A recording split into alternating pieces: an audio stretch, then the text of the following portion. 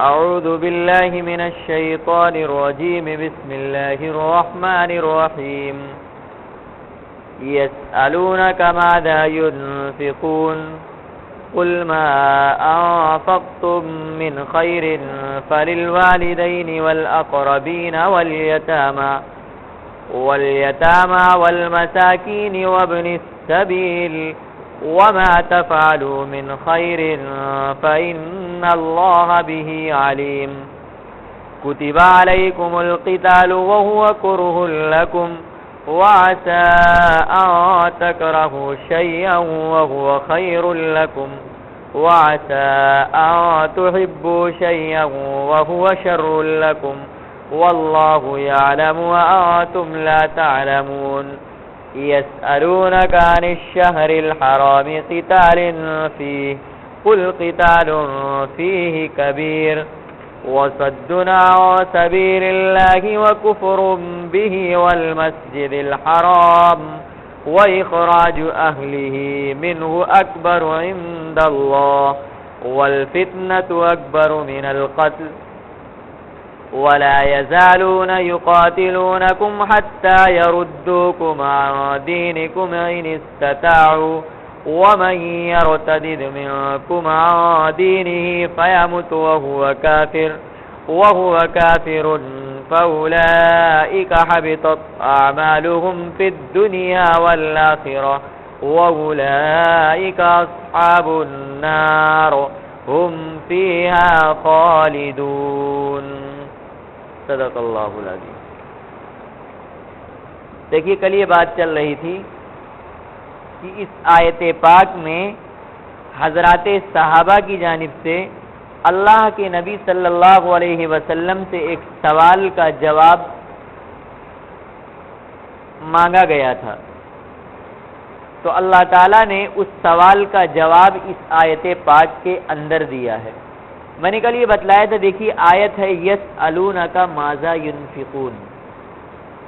یہ آیت نمبر 215 ہے. اب دیکھیے 216 اور 217 اور 218 اور 219 ہے نا، ان آیتوں کے بعد دیکھیے آگے پھر ایک آیت ہے یسألونک ماذا ينفقون قل العفو، ہے نا، وَيَسْأَلُونَكَ مَاذَا يُنْفِقُونَ. آیت نمبر 219 ہے یہ. تو تھوڑی دور کے بعد آگے پھر وہی سوال ہے وَيَسْأَلُونَكَ مَاذَا يُنْفِقُونَ. لیکن یہاں پر اللہ پاک نے اس کا جواب کچھ اور دیا اور آگے اس کا جواب کچھ اور دیا. دونوں آیتوں کا مفہوم یہی ہے کہ اے اللہ ہم تیرے راستے میں کیا خرچ کریں، اور جواب دونوں کا الگ الگ. تو کل میں نے یہ بتلایا تھا کہ در حقیقت سوال کرنے والوں کے واقعات الگ الگ ہیں. پہلا سوال صحابی رسول عمرو ابن جموح کی طرف سے تھا، یا رسول اللہ ما ننفق من اموالنا وأين نضعها، کیا خرچ کریں اور کہاں خرچ کریں. اور دوسرا سوال صحابہ اکرام کی ایک جماعت کی طرف سے تھا، جب یہ آیت نازل ہوئی کہ اللہ کے راستے میں خرچ کرو تو حاضر ہو کر پوچھا یا رسول اللہ اس کی تفصیل بتلائیے کیا خرچ کریں. تو پہلے سوال کے دو جز تھے، کیا کریں اور کہاں کریں، اور دوسرے سوال کا صرف ایک جز تھا، کیا خرچ کریں. تو پہلے سوال کے جواب میں اللہ تعالیٰ نے جو پہلا جز ہے یعنی کیا خرچ کریں اس کو زیادہ اہمیت سے نہیں بیان کیا. دوسرا جز جو تھا یعنی کہاں خرچ کریں اس پر زیادہ زور دیا. اب اس سے پتہ یہ چلتا ہے سوال کرنے والوں کے نزدیک اہمیت کی چیز وہی تھی، اس لیے اللہ تبارک و تعالیٰ نے جواب میں اسی کو اہمیت دی. یا یہ ہو سکتا ہے سوال کرنے والوں کے سوال کے جواب کو اللہ تعالیٰ نے خود ضمنی طور پر کر دیا اور اللہ کی نظر میں اہمیت کے قابل دوسرا جز رہا ہو تو اللہ تعالیٰ نے دوسرے جز کو اہمیت کے ساتھ بیان کیا. دوسرے جز کو کیا بیان کیا کہ اللہ فرماتا وَيَسْأَلُونَكَ مَاذَا يُنْفِقُونَ، یا رسول اللہ صلی اللہ علیہ وسلم یہ آپ سے سوال کرتے کیا خرچ کریں؟ آپ کہہ دیجئے قل ما انفقتم من خیر، جو بھی چاہو تم خرچ کرو، جو بھی چاہو تم خرچ کرو۔ اس کے مستحق الوالدین والاقربین والیتامى والمساکین وابن السبیل، والدین، رشتہ دار، یتیم، مسکین اور مسافر، یہ اہمیت کے ساتھ اللہ تعالیٰ نے تفصیل سے بیان کیا۔ اور آگے جو دوسرا سوال آ رہا ہے بالکل سوال یہی اللہ تعالیٰ نے وہاں پر بھی بہت چھوٹا سا جملہ استعمال کیا، وَيَسْأَلُونَكَ مَاذَا يُنْفِقُونَ، یہ آپ سے سوال کرتے کیا خرچے کرے، آپ کہہ دیجئے قُلِ الْعَفْوَ، جو بھی چیز تمہارے ضروریات زندگی سے بچے تم اسے خرچ کرو۔ اللہ تعالیٰ نے کوئی حد متعین نہیں کی۔ اب ان دونوں آیتوں کو سامنے رکھتے ہیں تو چند مسائل نکلے آیت پاک سے۔ پہلا مسئلہ تو یہ نکلا، پہلی ہدایت یہ ملی کہ ان دونوں آیتوں میں جو خرچ کے بارے میں سوال ہے وہ در حقیقت زکوٰۃ کے بارے میں نہیں ہے، کیونکہ جواب جو اللہ کی طرف سے ملا اس جواب کے اندر اللہ تعالیٰ نے کہا جو چاہو خرچ کرو، اور زکوٰۃ کا مال کا نصاب متعین ہے، اتنا ہو جبھی زکوٰۃ فرض ہے، 52.5 تولہ چاندی ہو یا 7.5 تولہ سونا ہو یا ان دونوں میں سے کسی کے برابر بیلنس سے آپ کے پاس رقم ہو یا دونوں ملا کر تھوڑا تھوڑا اتنا ہو کہ چاندی کے نصاب کو پہنچ جائے یا مال تجارت ہو آپ کے پاس بزنس کا مال، یہ نصاب اس کا متعین ہے۔ اور یہاں پر کوئی نصاب کی تعین نہیں کیا گیا، جو چاہو، کوئی تعین نہیں نصاب کا۔ اور اسی طریقے سے مال زکوٰۃ کے اندر جس طریقے سے نصاب شرط ہے اسی طریقے سے مال پر سال گزرنا بھی شرط ہے، 1 سال اس پر پورا ہونا چاہیے، اس کی بھی کوئی قید نہیں یہاں پر۔ اور تیسری چیز اس کا نصاب اور سال کے ساتھ ساتھ مقدار بھی متعین ہے، 40 پہ 1 روپیہ، 100 پہ 2.5 روپیہ، 40واں حصہ نکالنا ہے آپ کو۔ لیکن یہاں پر یہ ساری قیدیں نہیں ہیں، ان ساری قیدوں سے یہ دونوں آیتیں خالی ہیں۔ اس سے پتہ یہ چل رہا ہے کہ ان دونوں آیتوں میں جو خرچ کا حکم دیا گیا ہے وہ زکوٰۃ سے ہٹ کر الگ ہے، یعنی نفلی صدقہ ہے۔ اور اس کی ایک دلیل اور خود آیت کے اندر موجود ہے کہ یہ نفلی صدقہ ہے۔ اللہ نے مستحقین کو بتلایا تو بتلایا وَلِلْوَالِدَيْنِ، والدین پر خرچ کرو۔ اب اگر یہاں پر آپ زکوٰۃ مراد لیتے ہیں، حدیث پاک کے اندر کیا آیا ہے، ماں باپ کو زکوٰۃ نہیں دے سکتے۔ اب اگر کہتے ہیں کہ نہیں زکوٰۃ ہی مراد ہے تو پتہ یہ چلا کہ مالدار ماں باپ کو بھی زکوٰۃ دینا جائز ہو جائے گا۔ تو اس سے بھی پتہ یہ چلا کہ یہ آیت فرض زکوٰۃ کے بارے میں نہیں ہے، نفلی صدقات اور عطیات کے بارے میں ہے۔ سمجھ میں آئی بات؟ دوسری ہدایت اس آیت پاک سے یہ ملی کہ اللہ تعالیٰ نے جو یہ فرمایا کہ اپنے رشتہ داروں کو بھی دو، تو پتہ یہ چلا کہ اگر کوئی شخص اپنے رشتہ داروں پر، اعزاء اقارب پر، دوست و احباب پر اللہ کی رضا حاصل کرنے کے لیے خرچ کرتا ہے، چاہے کھلا کر ہو یا دے کر، بغرض ثواب یہ کام کرتا ہے تو اللہ کے راستے میں خرچ کرنے کا ثواب اسے بھی ملے گا۔ سمجھ میں آئی بات؟ تیسری ہدایت یہ ملی کہ یہ نفلی صدقات کا تذکرہ چل رہا ہے۔ اللہ تعالیٰ نے فرمایا قُلِ الْعَفْوَ، وہ چیز خرچ کرو جو تمہارے ضروریات زندگی سے زائد ہو۔ پتہ یہ چلا اور ہدایت یہ ملی کہ اپنے اہل و عیال کو تنگ دستی اور مفلسی میں مبتلا رکھ کر، فقر و فاقہ میں مبتلا رکھ کر، ان کے حقوق کو مار کر نفلی صدقے کرنا یہ اچھائی اور بھلائی کی بات نہیں ہے۔ سمجھ میں آئی بات؟ ضروریات زندگی سے جو زائد ہو، اللہ کہہ رہا نفلی صدقہ وہ کرو۔ اب ضروریات زندگی کے اندر اہل و عیال کا خرچ بھی آیا، ماں باپ کا خرچ بھی آیا، سمجھ میں آ رہی کہ نہیں آ رہی بات؟ ان کو تنگ دستی اور مفلسی میں مبتلا کر کے ان کے حقوق کو مار کر اگر آپ یہ چاہیں کہ اللہ کے راستے میں صدقہ کریں تو آپ کو اس کو ثواب نہیں ملے گا، کیونکہ ضروریات زندگی سے بچا کہاں ہے؟ ابھی تو آپ نے ضروریات زندگی پوری نہیں کی ہے۔ سمجھ میں آئی بات؟ اور اسی طریقے سے اگر کسی کے اوپر قرض ہے تو اب پہلی بات تو یہ ہے کہ آپ کو اپنا قرض ادا کرنا ہے۔ قرض نہ ادا کر کے اللہ کے راستے میں نفلی صدقہ خوب لٹانا یہ دین نہیں ہے۔ پہلے قرض ادا کیجئے آپ۔ سمجھ میں آ رہی کہ نہیں آ رہی بات؟ اسی طریقے پر ہمارے بہت سارے لوگ ایسے ہیں جو قرض کے اندر ڈوبے ہیں، لیکن دوستو احباب کی، رشتہ داروں کی بڑی بڑی دعوتیں گھر کے اندر ہو رہی ہیں،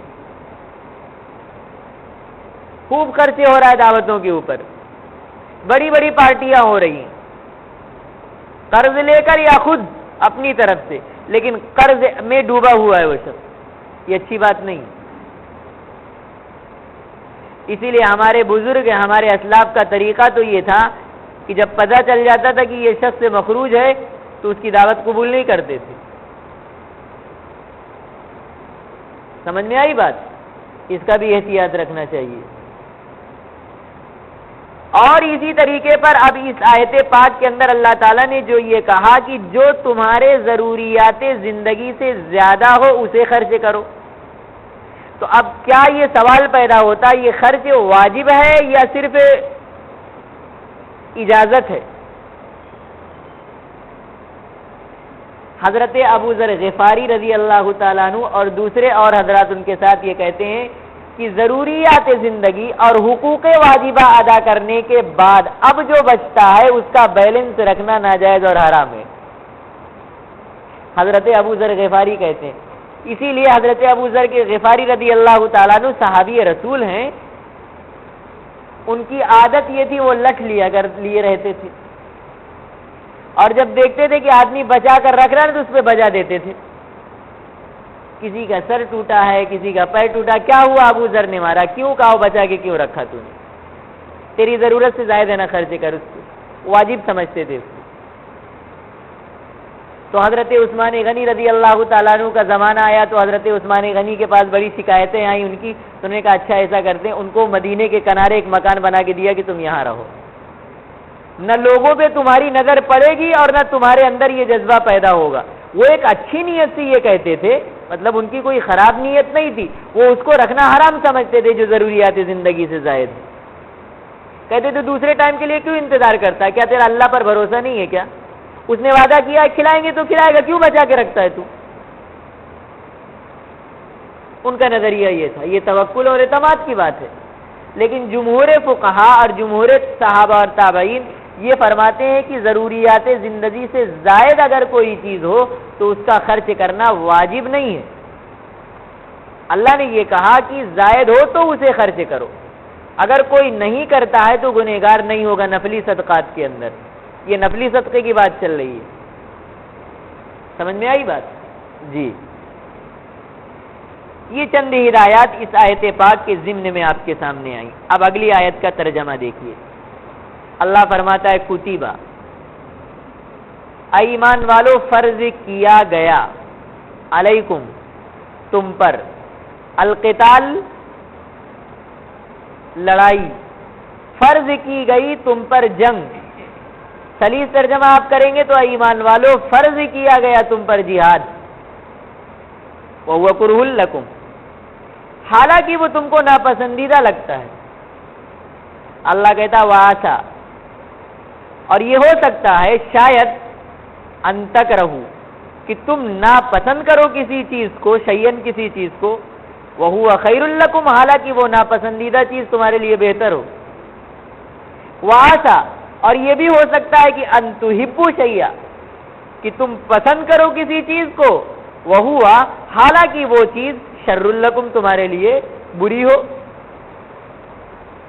کوئی چیز واقعے کے اعتبار سے تمہیں یہ لگتا ہو کہ یہ تمہارے لیے بہتر ہے لیکن وہ بری ہو، اور یہ لگتا ہو کہ یہ تمہارے لیے بری لیکن بہتر ہو، لہذا کسی چیز کے پسندیدگی اور ناپسندیدگی کو سوچنے سے پہلے یہ سوچ لیا کرو، واللہ یعلم وانتم لا تعلمون، حقیقت کا علم تو اللہ ہی کو ہے، وانتم لا تعلمون، تم نہیں جانتے۔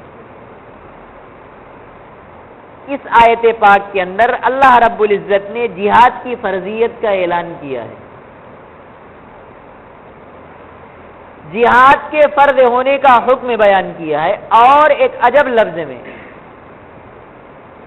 کہ ایمان والو تم پر فرض کیا گیا جہاد۔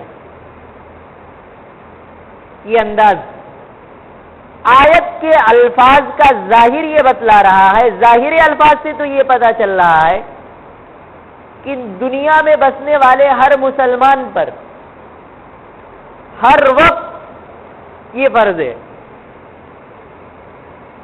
ظاہری الفاظ سے یہ پتہ چل رہا ہے۔ لیکن قرآن پاک کی دوسری آیات اور احادیث پاک کی بہت ساری روایات سے یہ پتہ چلتا ہے کہ یہ جہاد فرض عین نہیں ہے، دو فرض ہیں، ایک فرض عین اور ایک فرض کفایہ۔ فرض عین اس فرض کو کہا جاتا ہے جس کا ادا کرنا ہر فرد کے لیے ضروری ہے، جیسے نماز 5 وقت کی، روزہ، زکوٰۃ جس پر فرض ہے، حج جس پر فرض ہے۔ اور فرض کفایہ وہ ہوتا ہے جو ہر فرد کے لیے ضروری نہیں، اگر چند لوگوں نے ادا کیا کر لیا تو سب کے ذمے سے وہ فرض اتر جائے گا۔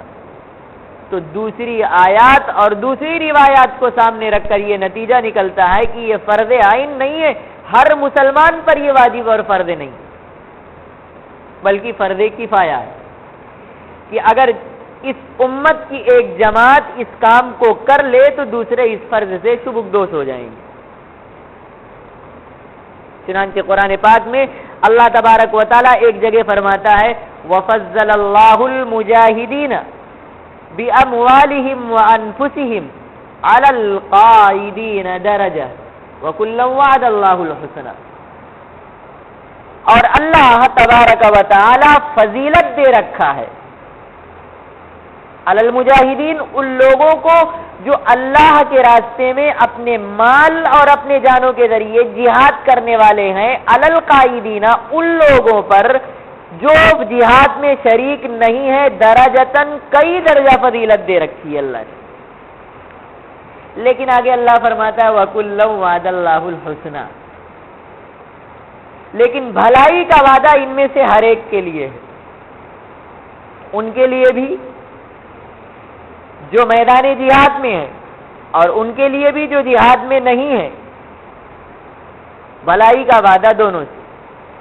لیکن یہ اور بات ہے کہ وہ فضیلت کئی درجے رکھتے ہیں ان کے اوپر جو شریک نہیں ہے۔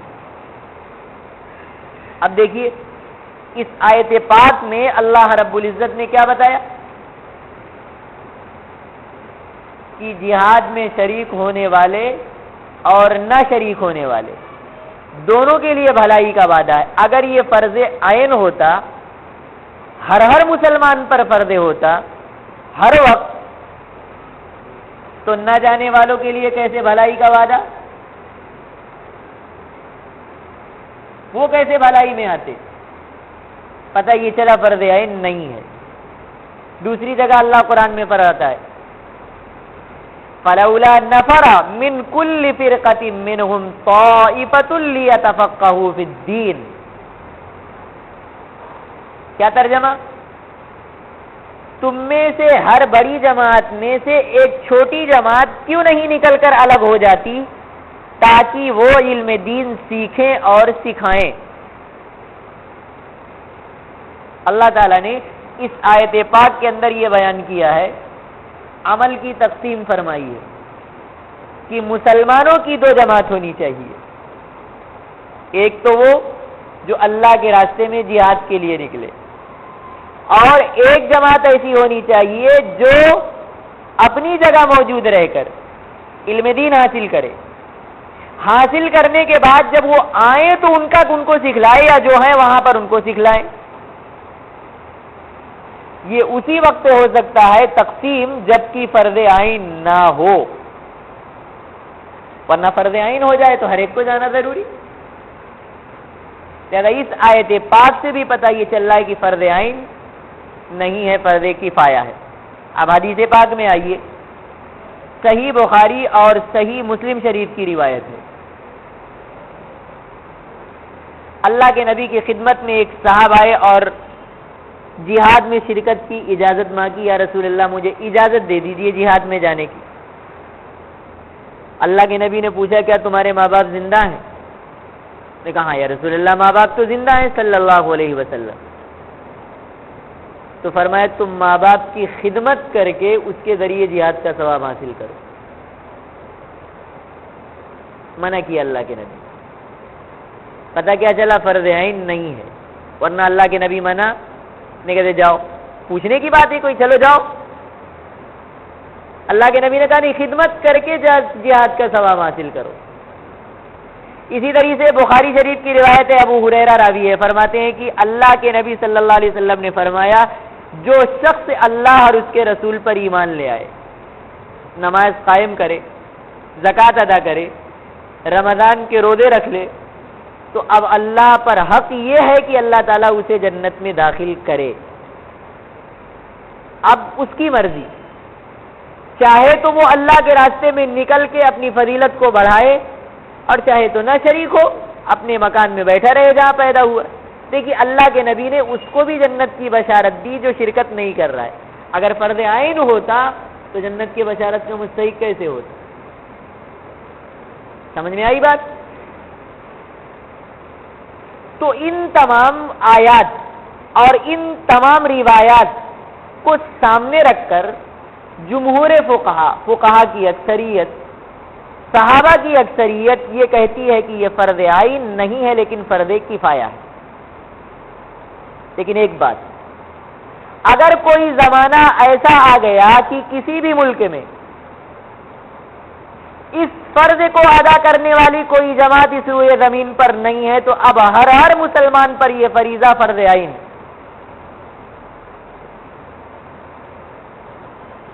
سمجھ میں آ رہی بات؟ فرض عین اگر کوئی وقت ایسا گزرا زمانے پر کہ اس فریضے کو ادا کرنے والی کوئی جماعت اس روئے زمین پر نہیں موجود ہے تو سارے مسلمان فرض کے چھوڑنے کی بنا پر گناہ کبیرہ کے مرتکب ہوں۔ کیوں؟ اللہ کے نبی کا فرمان ہے الجہاد ماضٍ الی یوم القیامہ، جہاد قیامت تک جاری رہے گا۔ اور قیامت تک جاری کب رہ سکتا ہے؟ صرف لفظوں میں، تحریروں میں، عمل میں جاری رہے گا۔ اور عمل میں جاری رہنے کی صورت یہی ہے کہ اس روئے زمین پر ایک جماعت موجود ہو جو اس عمل کو جاری رکھے۔ سمجھ میں آئی بات؟ تو اس صورت میں فرض عین ہو جائے گا۔ یا دوسری شکل، امام المسلمین امیر المومنین سب کو نکلنے کا آرڈر کر دے، نہیں سب کو چلنا ہے، تو تھا تو فرض کفایہ لیکن اب امیر کی اجازت پر، امیر کے اعلان پر اب سب کے لیے فرض عین ہو گیا۔ جیسے غزوہ تبوک، یہ دوسری شکل فرض عین ہونے کی۔ تیسری شکل، کافروں کا کوئی لشکر اسلامی حکومت پر حملہ کر دے، نرغ میں آ جائے مسلمان، اور ان کے مقابل جو جماعت جہاد کر رہی ہے اگر وہ مکمل دفاع نہیں کر پا رہی ہے، کمزور پڑ رہی ہے، تو اب اس علاقے کے رہنے والے دوسرے مسلمانوں پر بھی یہ فرض ہو گیا کہ جا کر ان کی مدد کرے، نکل کر، اگر وہ بھی کمزور پڑ گئے تو اب جو ان سے قریب لوگ ہیں ان پر بھی فرض ہو گیا وہ بھی جا کر شریک ہوں ان کے ساتھ۔ اور اگر ان کے شریک ہونے کے بعد بھی کمزور پڑ گئے تو پوری دنیا میں بسنے والا ہر مسلمان جب تک کہ یہ اس کے مقابل میں موجود مضبوط نہ ہو جائے ہر پردے پر فرض عین. یہ تیسری شکل ہوتی ہے فرض عین ہونے. سمجھ میں آئی بات؟ اب اس کے ضمن میں اور بھی کچھ باتیں ہوگی، وہ انشاءاللہ آئندہ ہفتے آپ کے سامنے رکھی جائیں گی.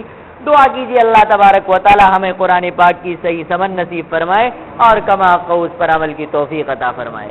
اللہم صلی علی سیدنا و شفیعنا و حبیبنا و مولانا محمد وعلی آل سیدنا و مولانا محمد وبارک وسلم. ربنا آتنا فی الدنیا حسنہ وفی الآخرة حسنة وقنا عذاب النار. اللهم احفظنا من كل بلاء الدنيا وعذاب الآخرة. اهدنا الصراط المستقيم صراط الذين أنعمت عليهم غير المغضوب عليهم ولا الضالين.